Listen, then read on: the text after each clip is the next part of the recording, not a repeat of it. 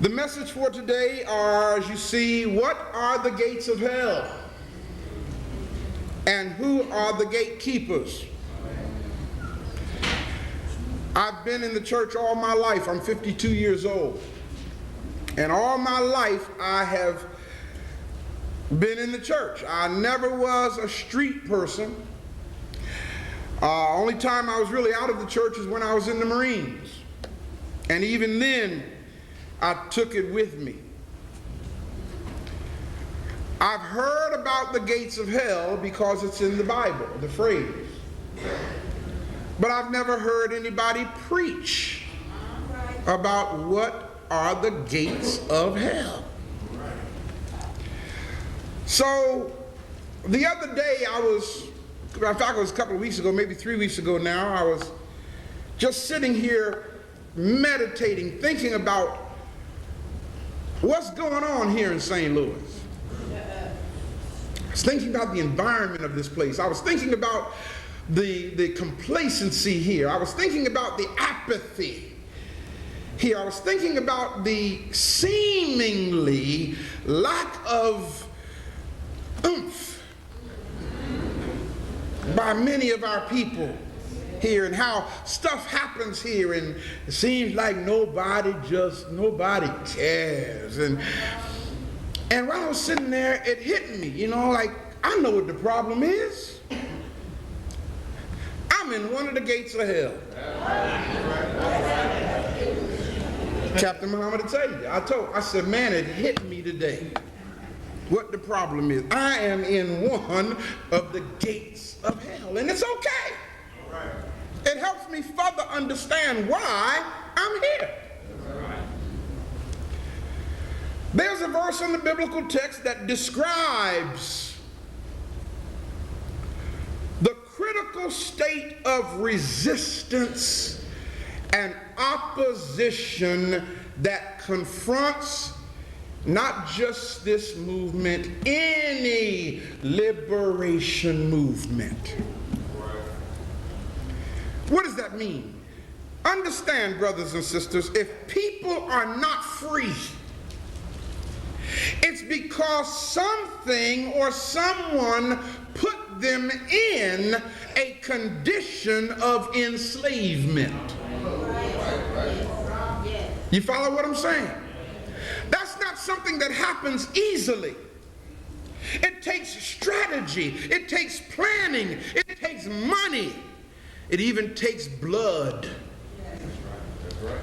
to put a people into captivity. Then comes along a person or a movement or an act of God or a move of God to set people free from the enslavement that they have been put into. Well, the powers that be are going to all out retaliate against anything or anyone that would set free the people that they put in bondage. In this verse of the Bible, a metaphorical black nationalist revolutionary known as Jesus in the biblical text says the following. Now, before I go any further, why did I use the word metaphorical? Y'all know what a metaphor is, right? Okay, it's not literal, it's not historical, but it's put there for a lesson to be learned. In the biblical text, and do y'all know why I said black nationalist revolutionary? Okay, just think for a moment. Look at the geographical location of all the stuff that happened supposedly in the biblical text. It's not up in Italy. It's not in Germany. It's not in Russia. It's not up in the Netherlands. It's not up in Canada. It's in Northeast Africa. Even in the biblical perspective, that's the geographical location. Well, Brother Pastor, I did agree with you on that one now. Actually, it was in Canaan. So that I can help educate you. Canaan, what we now know today as Canaan and Palestine, was all Africa. It did not become Canaan or Palestine until the white man built the Suez Canal. Hello, somebody.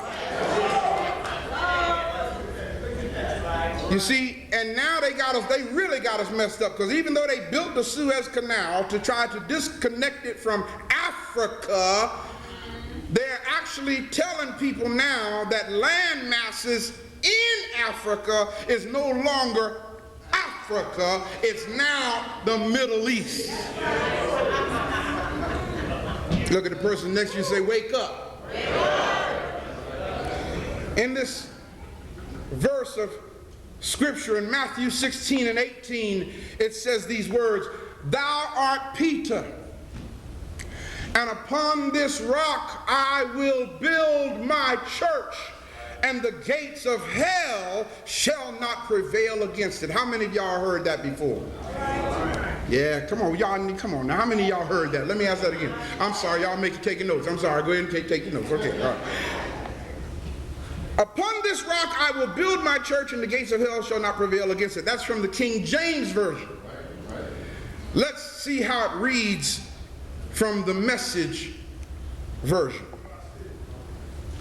"This is the rock on which I will put together my church." Now this is the deep part. "A church so expansive with energy that not even the gates of hell will be able to keep it out." Yeah. So that you'll understand, let's look at an analysis of this situation so that we can see its meaning and application. Brothers and sisters, I could stand up here and lecture for 3 hours, and after I do all that talking, if you don't understand what I said, and if you cannot apply it to your life, I wasted 3 hours of your time. You follow what I'm saying? So let's look at this for meaning and application. Firstly, let's take a look at the so-called socio-political environment of that time. We're not talking the 20th century. Even though, believe it or not, things have not changed much. And you'll see why in a minute. The people involved in this metaphor were under the rule of a Hellenistic way of life. Okay, Pastor, what is that? I told you we're going to school today, okay? The term Hellenistic or Hellenism means the spreading of what culture? Greek. One more time, what culture? Greek. Greek culture over non-Greek people. That's what Hellenism is. The spreading of Greek culture over non-Greek people. Are there any Greeks in the room? No, sir. Are you sure?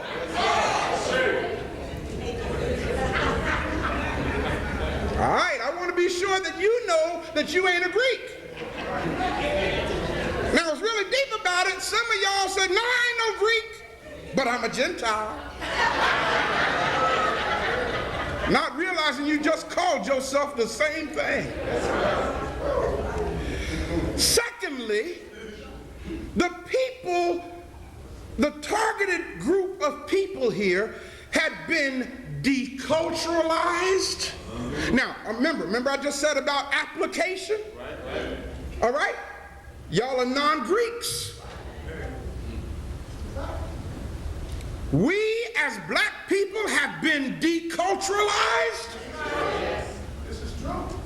We have been Europeanized. Remember, and I think it was last week's message, you saw in the Christianizing of Africa where it said in order to Christianize the African, it is necessary to what? Y'all remember? To Europeanize them.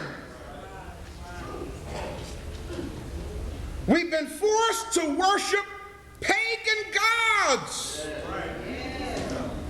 and to take on the Greek way of life. Now, Pastor, what is your support for saying such a thing? That's why I told you bring your Maccabees today. I told you to bring today the very group of books that they removed from the Bible.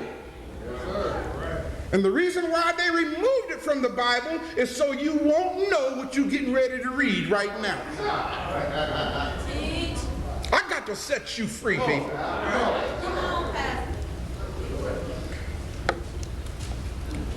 And Maccabees, first Maccabees.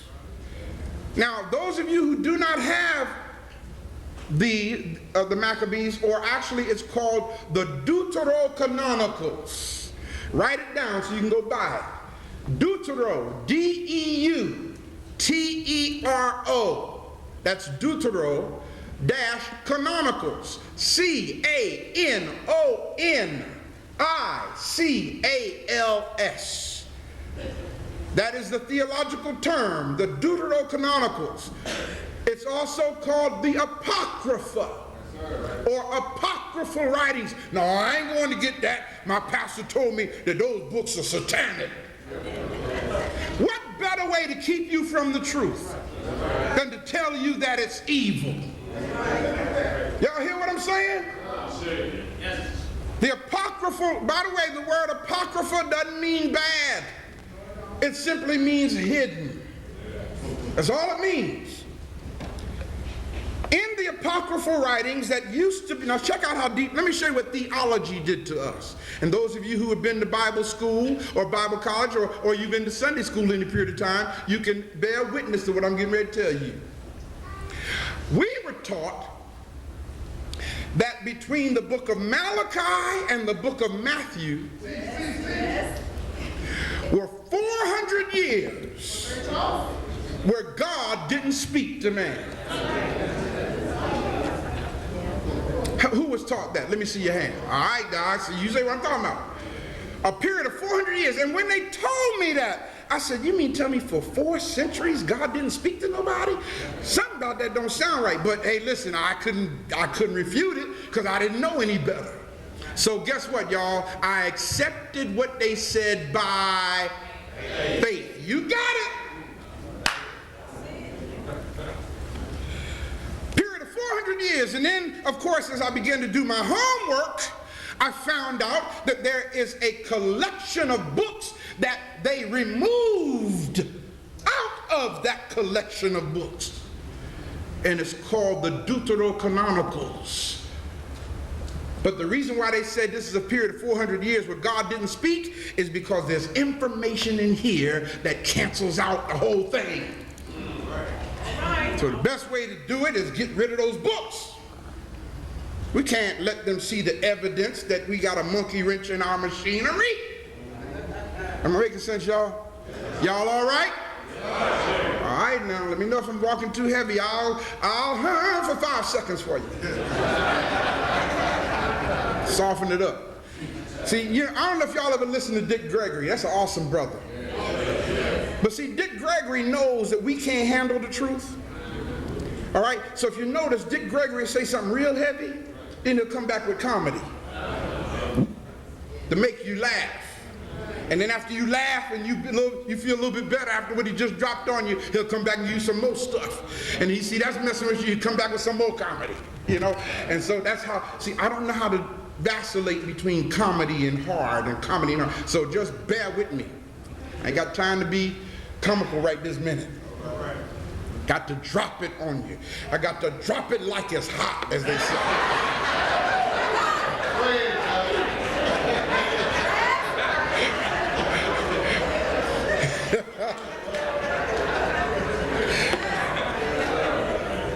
Maccabees, the first chapter, and I'm going to read very quickly quickly through this for the sake of time, because this is a lot of the text of the Maccabees. Anyone have First Maccabees? You can follow along with me in your Bible. It may be a slightly different version, okay? But here's what it says. First verse. After Alexander, son of Philip the Macedonian. Stop right there. Look at the person next to you and say, that's the first reason why they took this out of the Bible. What you saying, Pastor? What you saying? If they had left this in the biblical text, it would have created a problem. You know why? Because we are talking now history, not religion. We're talking historical fact right now. See, and this is the only passage of the collection of the biblical text that can be ruled as historical fact. Alexander and a few others that we talk about, Darius and Antiochus Epiphanes and Jason and Onias, all of these people actually existed. So that's a monkey wrench in the machinery, because nobody else in the biblical text historically existed. So it doesn't match. So they had to remove this from the biblical text. How many of y'all seen the movie Alexander? They've been playing that thing like crazy too. All right. After Alexander, son of Philip the Macedonian, who came from the land of Kittim, had defeated Darius, king of the Persians and the Medes, he succeeded him as king. Second verse. He fought many battles, conquered strongholds, and put to death the kings of the earth. Third verse. He advanced to the ends of the earth and plundered many nations. And they even show that in the movie, okay? When the earth became quiet before him, or when he conquered everything that was in sight, he was exalted or got beside himself, and his heart was lifted up. Fourth verse. He gathered a very strong army and ruled over countries, nations, and princes, and they became tributary to him. Fifth verse. After this, he fell sick and perceived that he was dying. Right? If you saw the movie, you saw all that. Sixth verse. So he summoned his most honored officers who had been brought up with him from youth, and divided his kingdom among them while he was still alive. Seventh verse. And after Alexander had reigned 12 years, he died. Eighth verse. Then his officers began to rule, each in his own place. Ninth verse.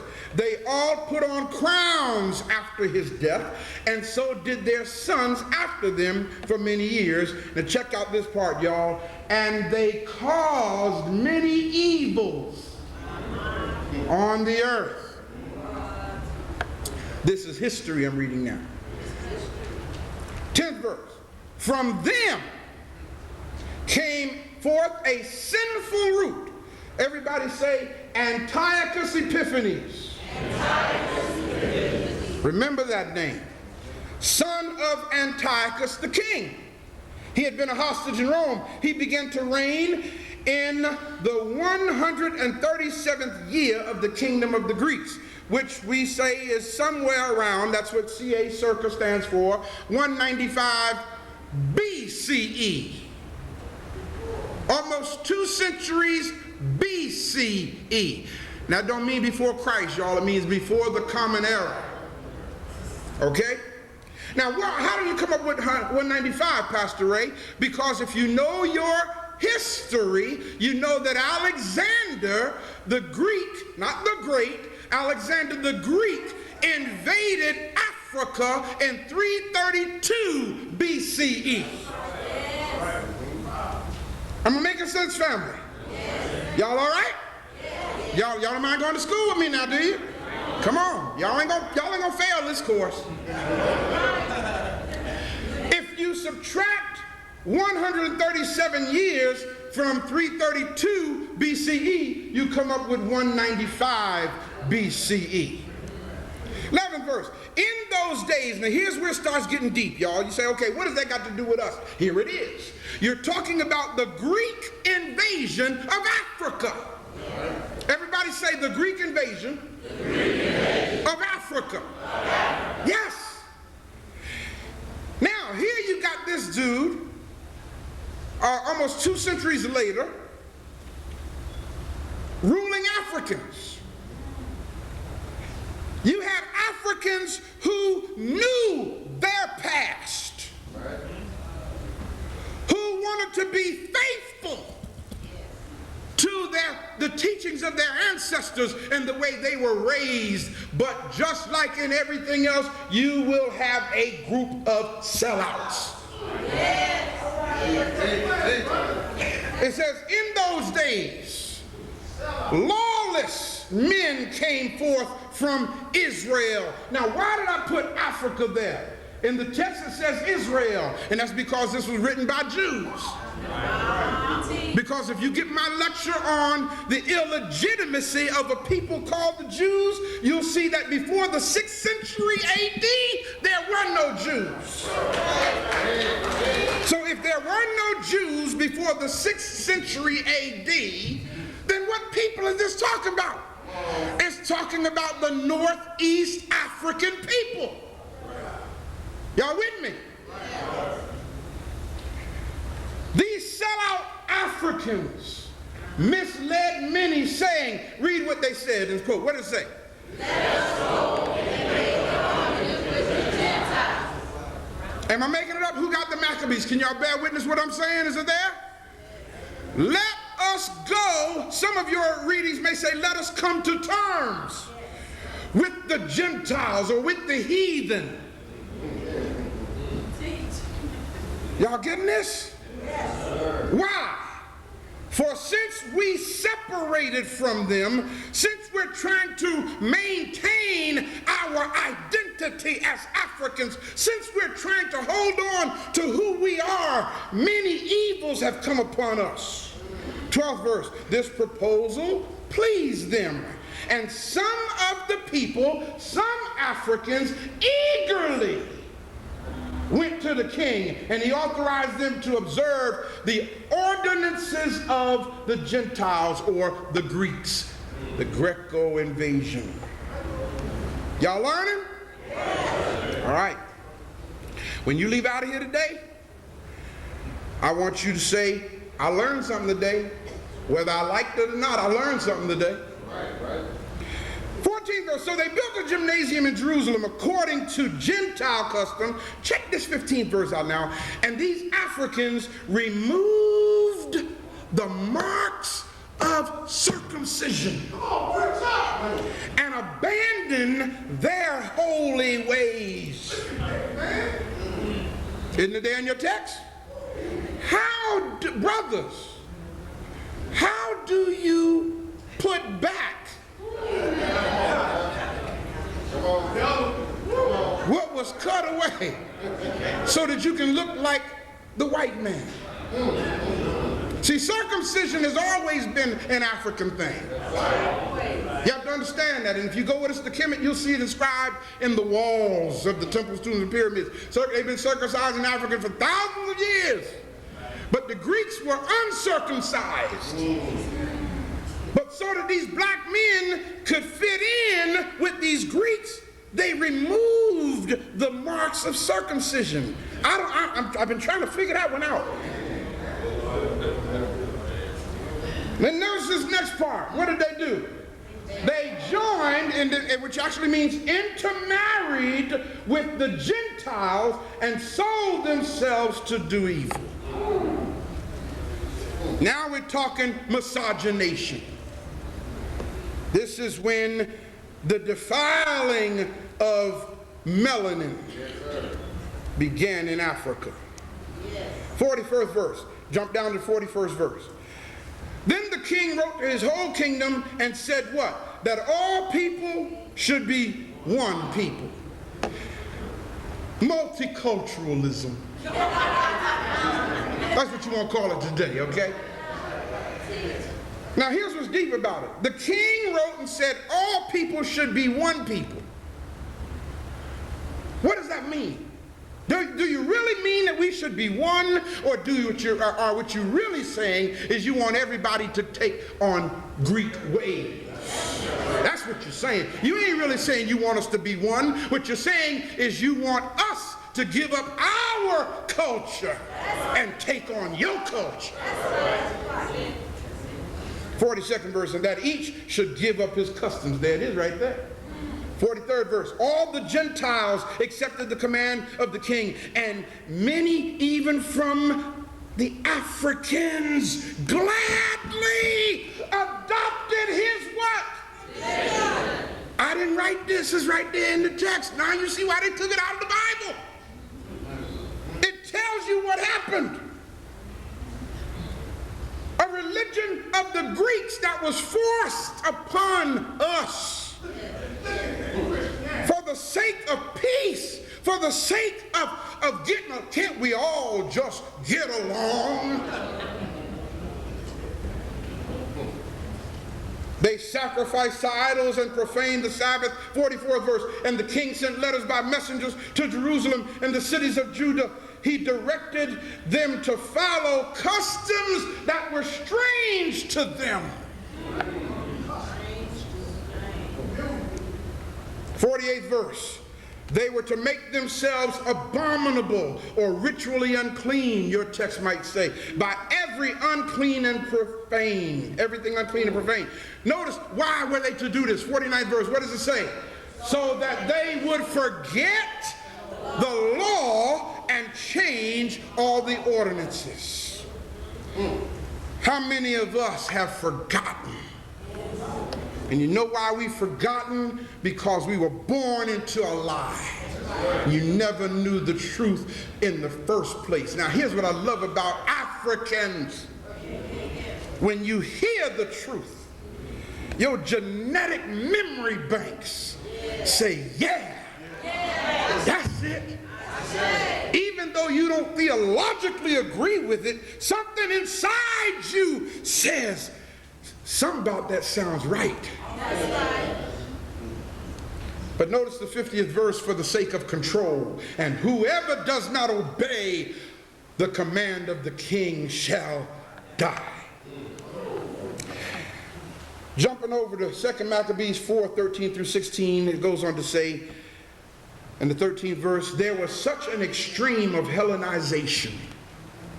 Another way to remember Hellenism or Hellenization, look at the person next to you and say hell on earth.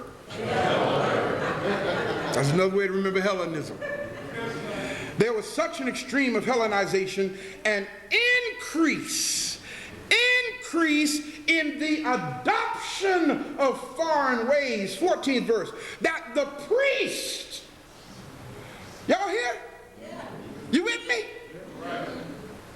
These Africans adopted the Gentile ways so deeply that the preachers were no longer intent upon their service at the altar.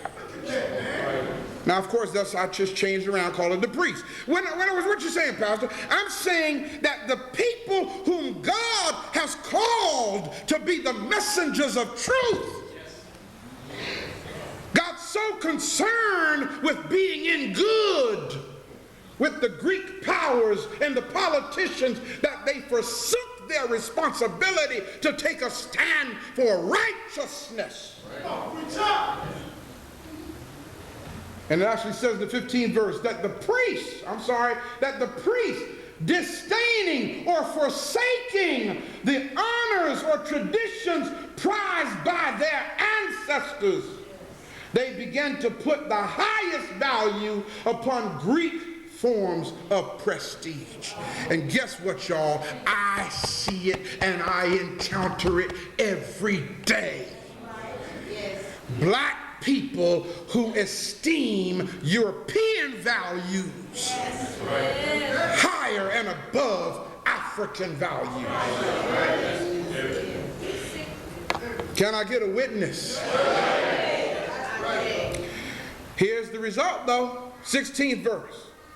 For this reason, because they took on Greek ways, and then to top it off, the ministers were so programmed to preach Greek theology that the ministers became the #1 instruments in the powerlessness of their own people. For this reason, Y'all see, can y'all see the application of it? Because if you can't see the application, it's meaningless. For this reason, heavy disaster overtook them. And those Greeks whose ways of living they admired and wished to imitate completely became their enemies and punished them. He who fails to remember history is doomed to repeat it. It happened once.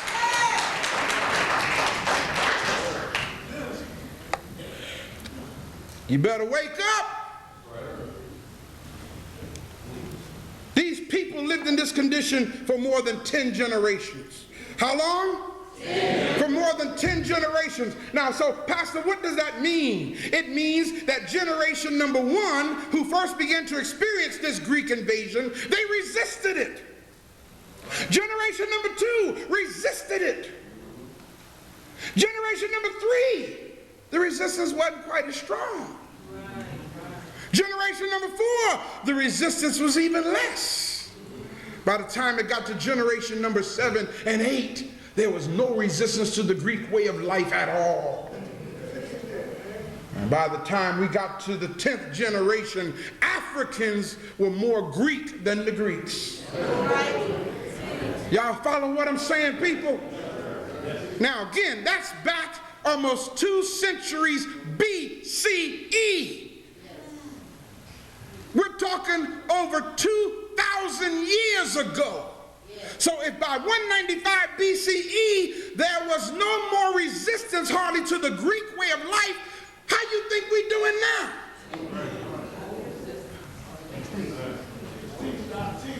So the reigning generation of the people of that time thought that the way things were was the way things were supposed to be. They had acclimated themselves into a culture that was, what is that word, y'all?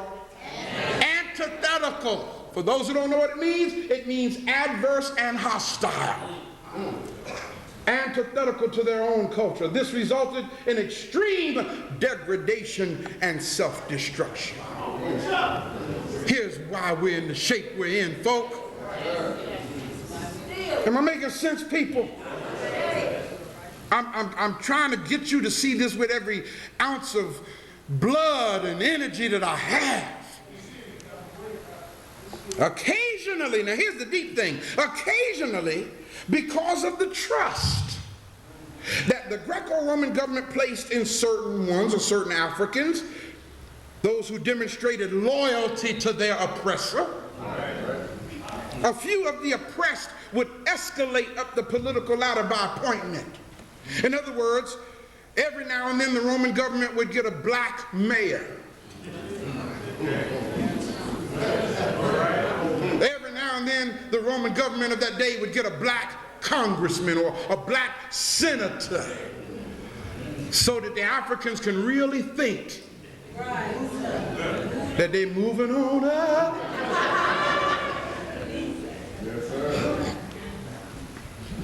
It blows my mind how the city council of our major cities today are almost 90% African. But the government of the city is 100% European. Something's wrong with that. Y'all ain't hearing what I'm saying. Come on. Well, within this Hellenistic society, those are called Nicodemuses. Y'all been taught to call them Nicodemus. Everybody say Nicodemus. Y'all know who Nicodemus was in the Bible? In the Bible, Nicodemus was the metaphorical representative of a black person who has been appointed to be a ruler over his own people for the oppressor. That's what the word Nicodemus means. It means a ruler of the people for the oppressor. And if you look in the Bible, it says there was a man named Nicodemus, a ruler of the people, who came to Jesus by night. By night, punk.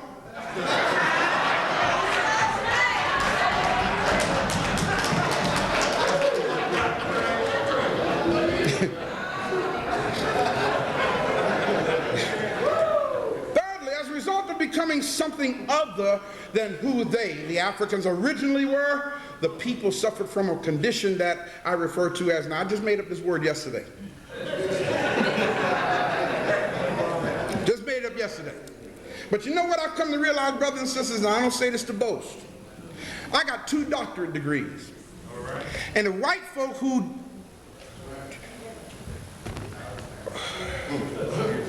just got out of high school can put a dictionary together, call it Webster's, and it becomes your vernacular of communication, then this black man who has their requirements in academia ought to be able to put together a word. Y'all hear what I'm saying? So I made up this word. I didn't really make it up. I put it together from 2 words. I refer to this as necromanumatosis. Necromanumatosis. Everybody said necromanumatosis. Next time you go to a church where they're trying to make you speak in tongues, just stand there and say necromanumatosis.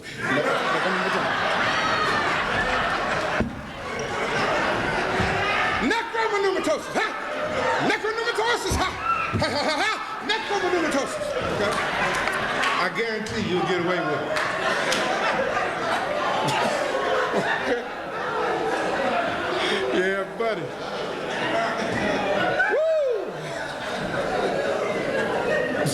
Even if you don't get it quite right, it'll pass, I'm telling you. I coined this word from 2 words. The first is necros, which means the state of being dead. Destitute of force or power, powerless, lifeless, and pneumatosis.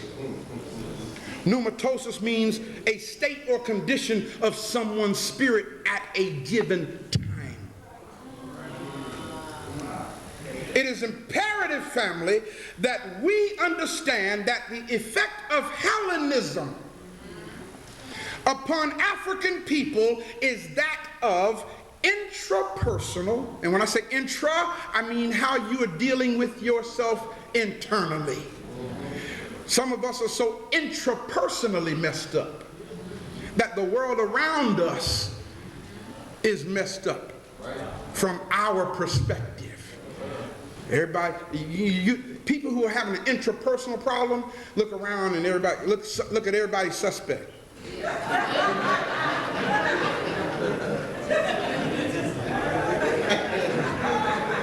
What you looking at? That's a person who had an internal problem. Domestic and political mayhem, resulting in a chaotic social environment characterized by disorder. See the application. By disorder, broken families, criminal activity, political corruption, self and other destruction. History bears record repeatedly that whenever a people, a community, or a society reaches such a point of disorder and imbalance, and this is what I love about God, God always sends a messenger to those people, or to that community, or to that society with a clear message as to their state of affairs. And that's why the messenger that God sends cannot afford to allow him or herself to become contaminated with politics. You can't do it and stay free to say what God told you to say. Read this with me. Now, loud as you can. What does it say? When God sends a messenger to a people, it is only because the condition of those people is reaching or already in a critical state. Stop right there and think about it. That's what the Bible means when it says, they that are sick are the ones that need a physician. Read the next line. What does it say? God sends messengers into hell to set the captive free. I love my assignment. What are the gates of hell? That's what you want to know. Come on, man. Come on. Gates, let's do it etymologically. Let's break it down for you. It comes from the root pule, that's how it's pronounced. It means the access or entrance into any place or environment or realm. Made for the purpose of doing what? Keeping out anything that will threaten the stability of that environment. Y'all got that? When the Bible says, and the gates of hell shall not prevail against the ecclesia. We've all been raised to think that that means that the messengers and the demons of hell are going to attack the church. That's how we've heard it, isn't it? Hell, from Hades, means the place of the dead. I'm reminded of the Sixth Sense now. I see dead people. Only thing is, they don't know they're dead. That's the heaviest line in that movie, man. Who are the gatekeepers? Come on now. The gatekeepers are those who are charged with the responsibility of guarding the gates from penetration by those who would threaten the place that the gates were set up to protect. Well, Pastor Still, who is that? They are to see to it that no one and nothing enters into or passes through those gates. Therefore, guess y'all thought I was going to say somebody's name, didn't you? Anyone who would protect and defend the lie is a gatekeeper. Anyone who would protect and defend a program that was given to us by the oppressor to keep us in hell is a gatekeeper. Anyone who would protect and defend and ward off those who are trying to set our people free from the realm that they're maintained in the necromantic state are the gatekeepers. Now I'm going to drop something heavy on you. Gatekeeper might be your mama.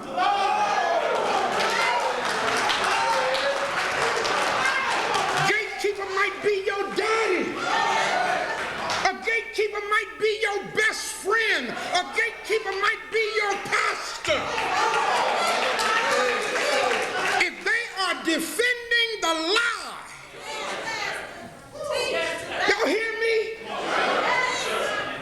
I got some people I love dearly, but they're gatekeepers of the gates of hell. Don't mean I love them any less. It means I understand my assignment more. Don't mean we can't be friends. Just understand, I'm going to try to get you fired. That's all. Most of the times when ministers refer to Matthew 16:18, they misappropriate its meaning and make it say, see, that's what's deep. They make it say that the Christian church, and whenever they talk about churches, they always mean Christian church. In fact, I got a phone call just yesterday telling me that there was something on the news in New York about a religion in St. Louis that ain't preaching Christianity. I said, y'all must have dreamed that one. Because that ain't even newsworthy. You know? the Christian church will never be overcome by Satan or evil. That's not what that verse says. They claim that the Christian church will endure no matter what evil might come against it. And that's what I thought that verse meant. I used to preach that. You ain't got nothing to worry about. For the Lord said, upon this rock I'll build my church, and the gates of hell shall not prevail against it. That's not what it means. Now, all you got to do is think.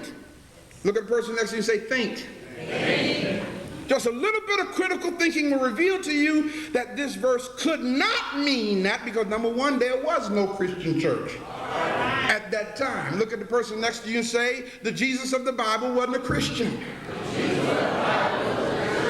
Now, I don't mean to be offensive today. Please understand that. But I am a physician.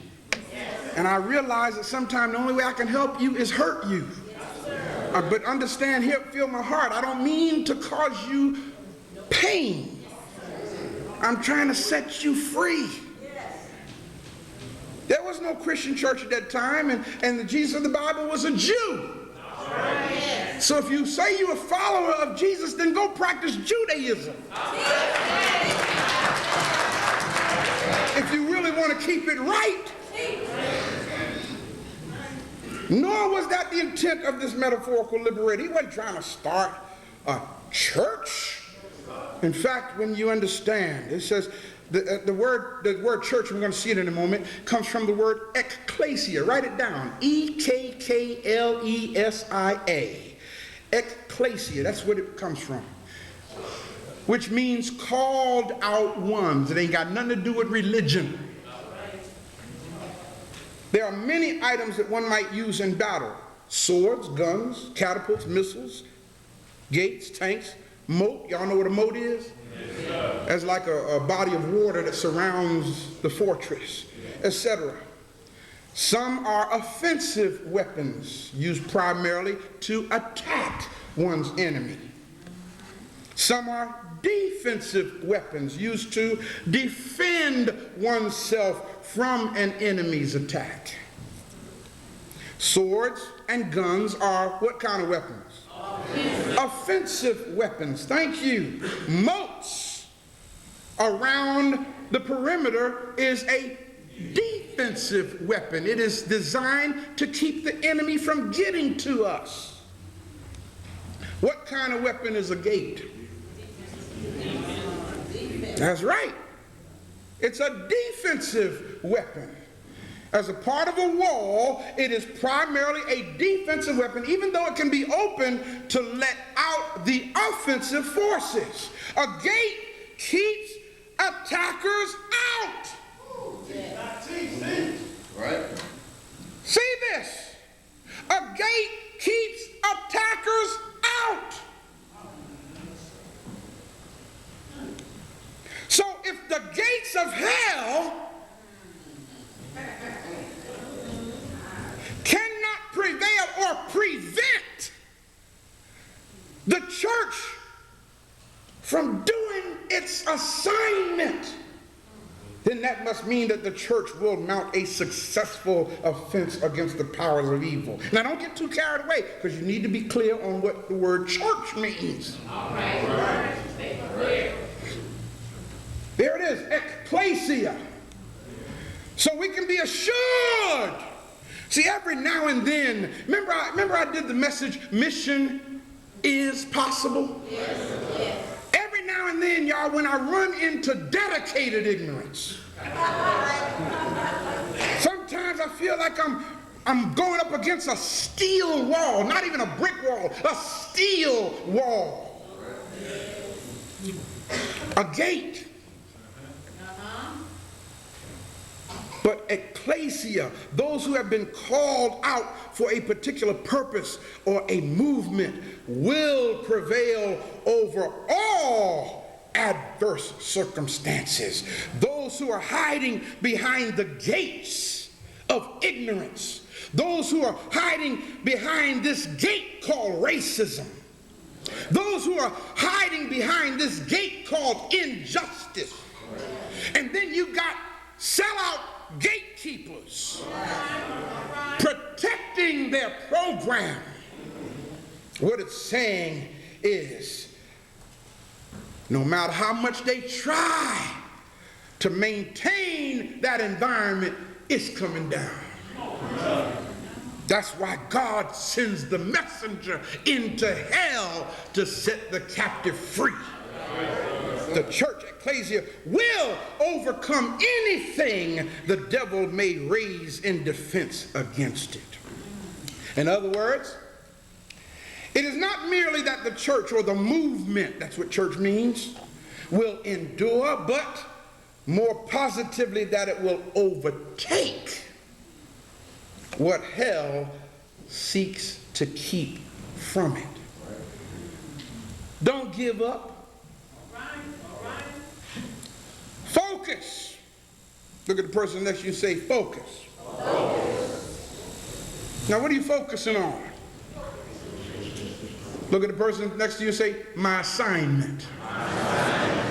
You've heard me say this before, I say it again. In the Marines, in the military, you have something called an MOS.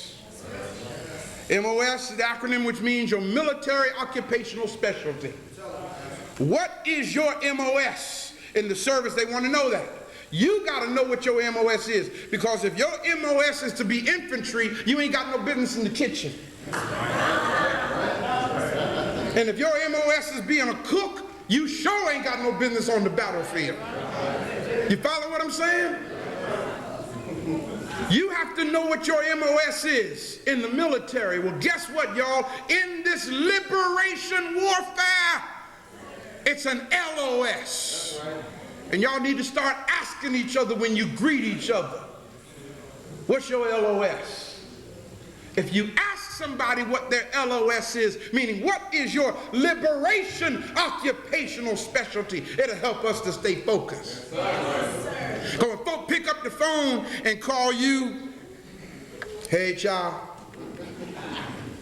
girl, guess what? Did you hear? I know you done heard. You ain't hear about, girl, let me tell you what. At that point, you should say, excuse me, what is your LOS? Help get them back in line. You follow what I'm saying? Girl, what you mean, what's my LOS? What you mean with my LOS? What is your liberation occupational specialty? Because that's all I need to hear come out your mouth. You'd be surprised, man. I got to drop it on you. Just got to drop it for a moment. You'd be surprised how righteously indignant I get sometime. But I don't want to hurt people's feelings. I said, all this studying and researching and hours every weekend, I'm up all night long trying to feed you, and then you got to go out and get on the phone and talk manure.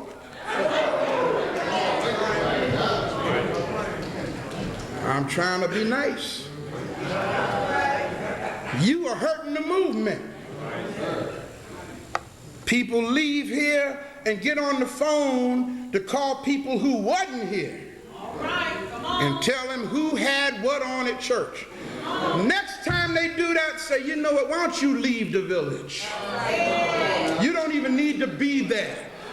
They ain't got that many people as it is, but they sure don't need you. Am I making sense? So focus. Get busy. And what? Stay focused. What are you here for? People, this warfare is getting ready to intensify. Listen, don't you think for a moment. I made it clear on the radio. This week I'm going to work on an open letter to the drug dealers in our community. Wait a minute, hold up before y'all get too happy. Y'all don't even know who I'm talking about. I ain't talking about chemical drugs. There's a drug of choice called religion. We got drug dealers in our community. They just don't know they drug dealers. Anytime you go to church, church, follow this, y'all. Anytime you go to church, say, I don't know what you come to do. I came to praise his name. I came to praise his name. Don't get me wrong, that's good. That's well and good. But after you do all that,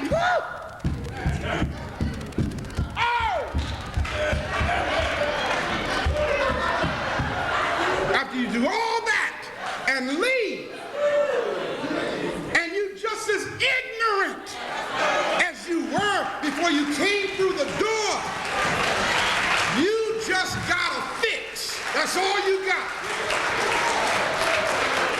And the drug dealer standing up there with a robe on.